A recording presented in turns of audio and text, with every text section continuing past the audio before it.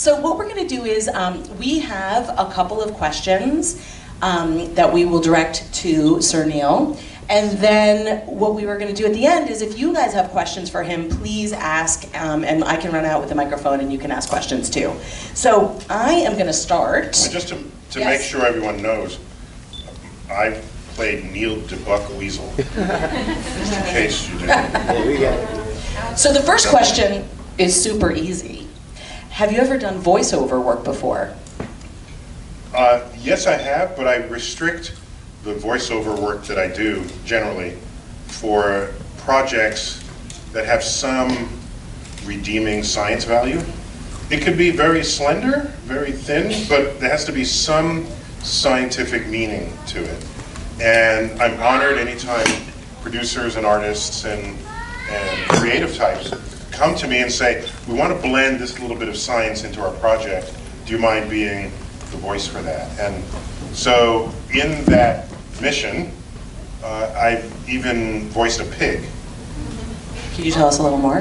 No. No, I was a pig on Disney, on Disney Channel. Was it XD? X Disney X?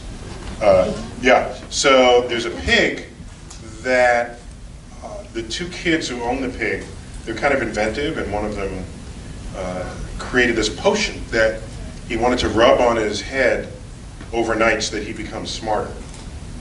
And so he goes to sleep with this potion rubbed on his head, and then the pig at night sniffs it and then licks it off of his head. So he eats it. And so then the pig becomes smart because you actually have to eat it, not rub it on your head. So the pig invents energy-saving devices overnight and atom smashers. And I'm the voice of the pig while it's smart. So I figured I could do that. Yeah. Okay, Zach's turn. Did you crack up when you found out what Neil the Buck-Weasel looked like? Yeah, I was impressed that the actual Neil the Buck-Weasel is, I'm way chubbier than Neil the Buck-Weasel. He's a skinny weasel. I like when you have creative illustrators, they look to see what you're like and they get the essence of you and they put it in the character. This is what good artists, any good artist will do this, but it's one thing to just draw what you look like. It's another thing to have your manner, how you behave, how you move your arms. And so I think they looked at some of the videos I've been in. And so when they animate the character has some of my body gestures that I know that I have. So it's not just making him sort of look like me, it's making him move and behave like me as well. So as a follow-up, you were going to ask if you think he looks like you, but you answered it. Yeah, you answered it. You answered it. That's awesome. Yeah. So I read that you helped the filmmakers with scientific information as the film was being made. Was that fun? Was that a fun part of the process? Oh, so I see it as duteous, right? If an artist says, here's the science we want to include, what do you think of it? And I first asked, well, what are you trying to do? Where is the fun, where do you want to put the fun in? Where is it kind of zany? And because I don't want to just be cold and hard about it. No, this is wrong, you have to get this right. That's no fun. So once I know where they're coming from, then I can make suggestions that can improve the science without losing any of the comedic parts or there are obviously some completely absurd aspects of this. I'm not here to say, no, that you could never have the Scrat in a flying saucer, hit planets like on a pool table. No, that's not, obviously that's for the fun of it. How likely would it really be that an asteroid could destroy the planet? It's happened multiple times. So the answer is 100% likely. No, the asteroids won't destroy the planet. They will definitely destroy life on the planet. 65 million years ago, an asteroid the size of Mount Everest, about 6 miles across, hit the Earth. And 70% of all species of life on Earth and in the ocean went extinct. We know this has happened, and it's going to happen again. We just don't know when.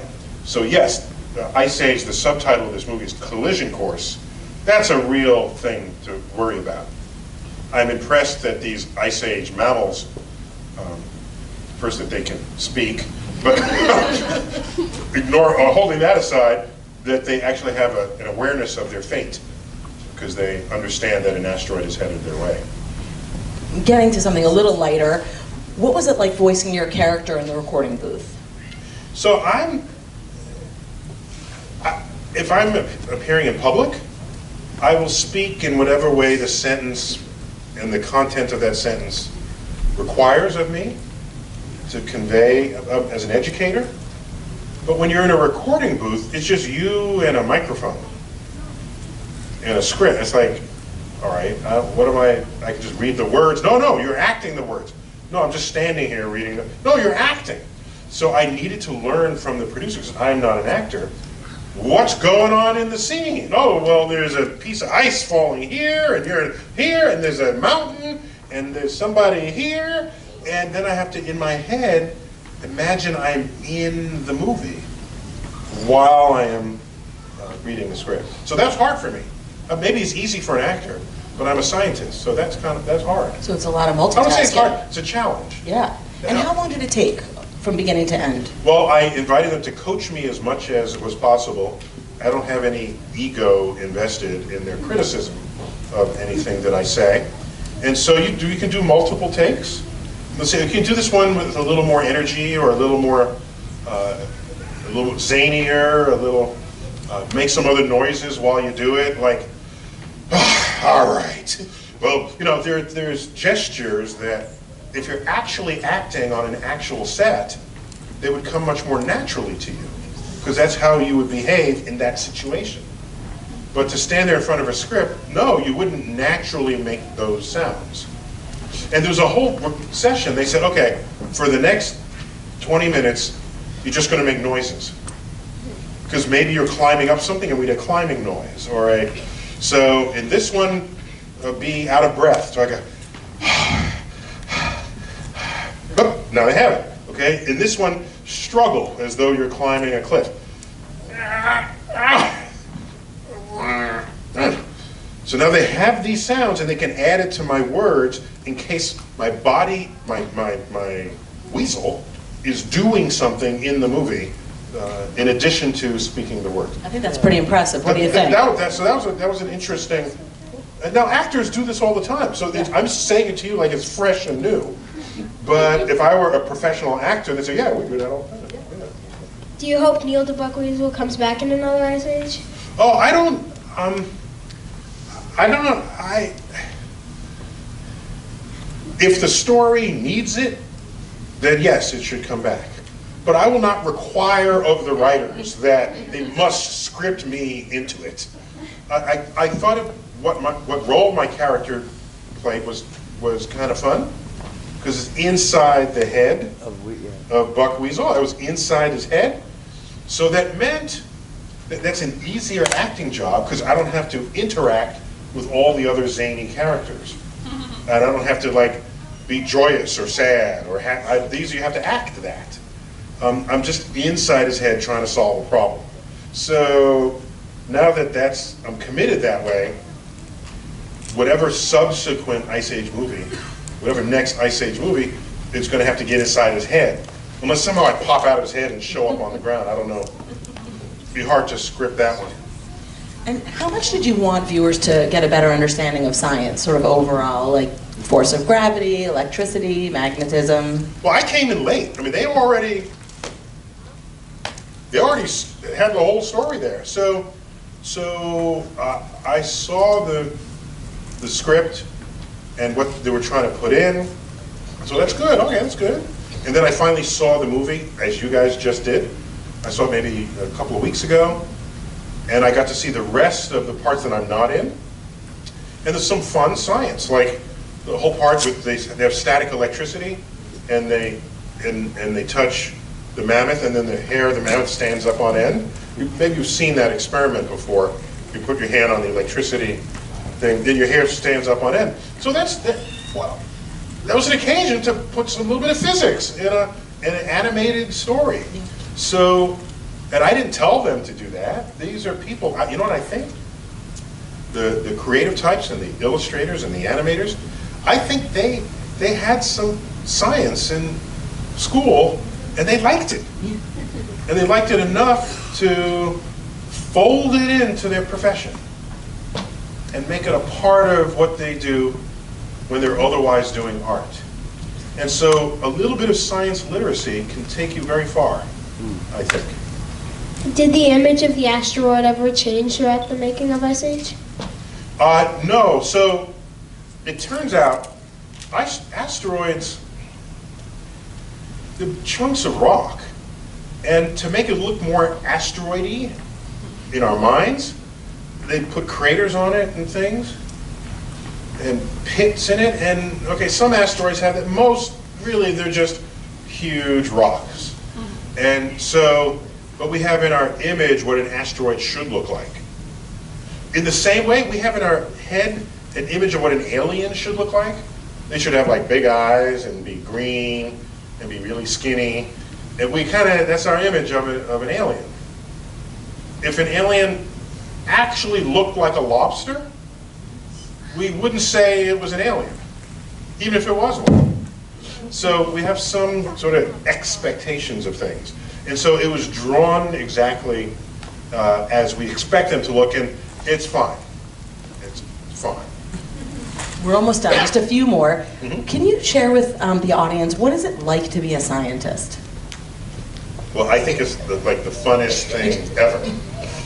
You know why being a scientist is fun? I'll tell you why. For some of the kids in the audience, how old are you? Any 7-year-olds here? 7, 8, 9, 10, 11, 12, 13, over 13? Okay.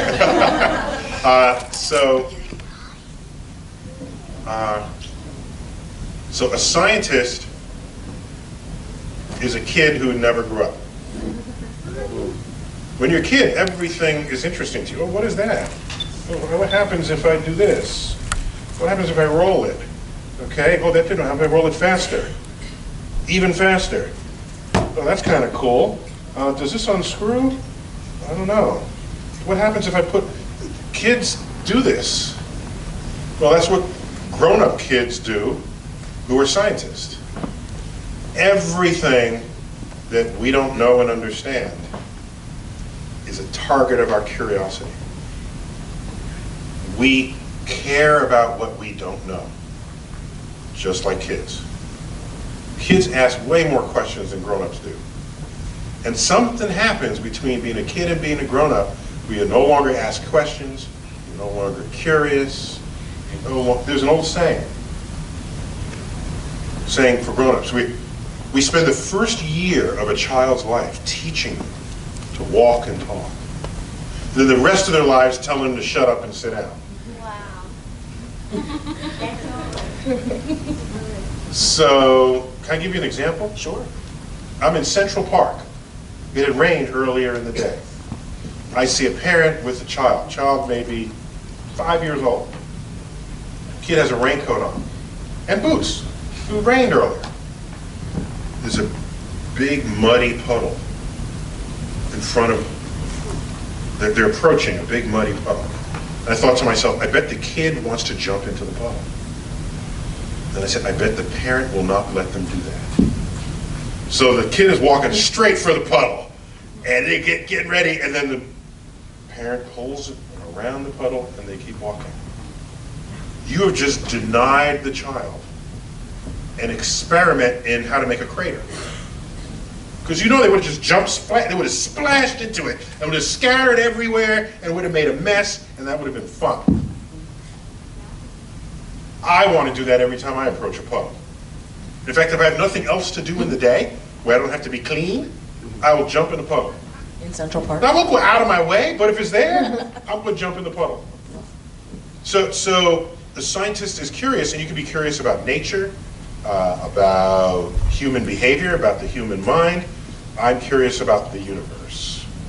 Black holes, quasars, pulsars, Pluto, the Big Bang, all of it.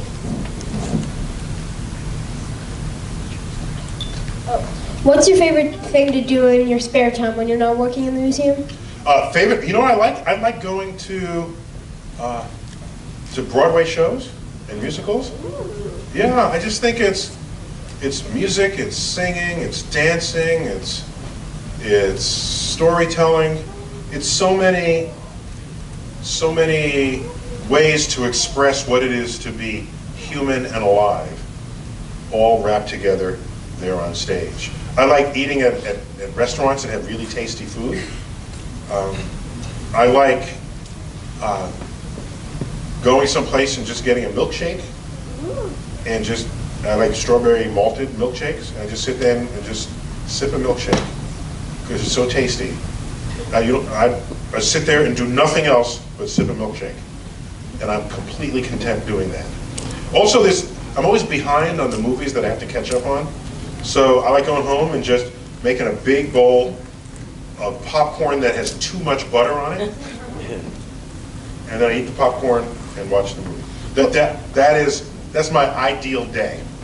And drink some lemonade, and then the next day comes and I'm called and I go back to my office. What's your favorite musical? Favorite musical? I have several, but recently I liked Kinky Boots. That was fun. I also liked. I didn't know how well it would be on Broadway, but I liked Mary Poppins. I think that it closed, but when it was on, it was like, wow, this is working for me. So before we finish our questions, one last one. I also like cats. Even though I'm a big fan of dogs, way more than cats. Because if I have a pet at home and I call it, I want it to come. Is that too much to ask? No. Okay. Am I being unreasonable there? Okay. Now the cat only comes to you if it decides that it wants to. Just to close out before we go to the audience, what's the one thing no one knows about you? Well, it's hard for there to be nothing known these days, because everything is so public. But now you have enough information to know that probably what people know the least about me is that if I had another life, not this life, it'd have to be a complete other parallel universe life, I would write the songs for Broadway musicals. Yeah, that's what I like, the perfect sentence that combines emotion, information, and storytelling. And the best Broadway musicals. When I was a kid, I didn't much like musicals because why are they singing? Just say what you gotta say, don't sing it. But then I realized sometimes just speaking how you feel is not enough to convey how you really feel. And to elevate words to song is a way that we as human beings can express our emotions beyond just simply laying words to page. Why else would the recording industry be so large? You could just have people reading thoughts. Do people run out and buy that? No. You want to sing your thoughts. Sing how much you're in love. Don't just say it. And when you sing it, it reaches deeper within us all, I have found. Amazing. And I want to do that in another life. I'd come see you in a show. I would. Thank you so much. You seem like you seem like you'd have a good career in writing songs for Broadway. Oh yeah, I will work on it. All right, thank you.